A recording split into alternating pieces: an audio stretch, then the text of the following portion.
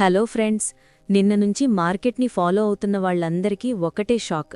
వెండి ఒక్క రోజులోనే దాదాపు 1,30,000 పడింది.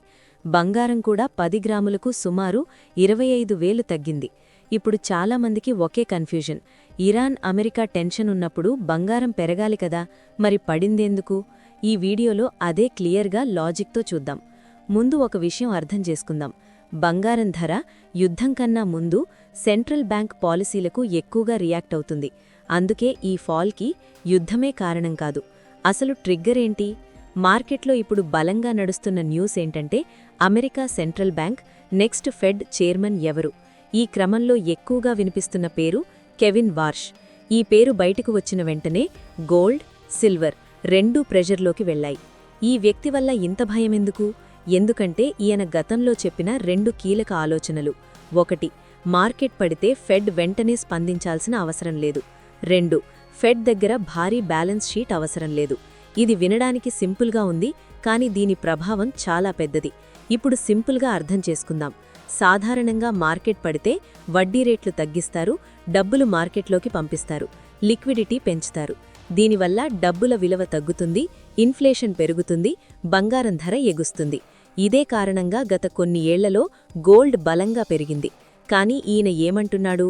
డబ్బులు ఎక్కువగా పంపొద్దు, మార్కెట్ తన స్థాయిలోనే సెట్ అవ్వాలి, ఫెడ్ పాత్ర పరిమితంగా ఉండాలి.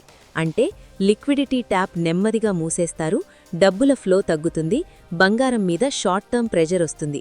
అందుకే ఒక్క న్యూస్తోనే గోల్డ్ అండ్ సిల్వర్ భారీగా కరెక్ట్ అయ్యాయి. అయితే ఇరాన్ అమెరికా టెన్షన్ సంగతేంటి? Iran military drills, America warships, crude oil ధరలు పెరగడం, ఇవన్నీ నిజంగా బంగారానికి పాజిటివ్ ఫ్యాక్టర్స్. కానీ ఇప్పటివరకు యుద్ధం కన్ఫర్మ్ కాలేదు. ఫెడ్ పాలసీ సిగ్నల్ మాత్రం క్లియర్గా వచ్చింది. అందుకే మార్కెట్ ముందుగా ఫెడ్ న్యూస్కి రియాక్ట్ అయింది. ఇప్పుడు ఇన్వెస్టర్ ఏమి చెయ్యాలి?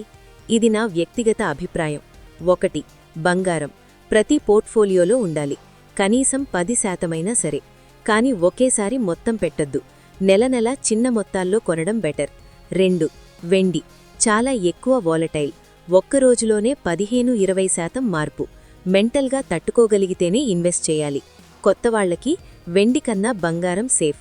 చివరి మాట, ఈ ఒక్క వ్యక్తి బంగారాన్ని చరిత్ర నుంచి తొలగించలేడు.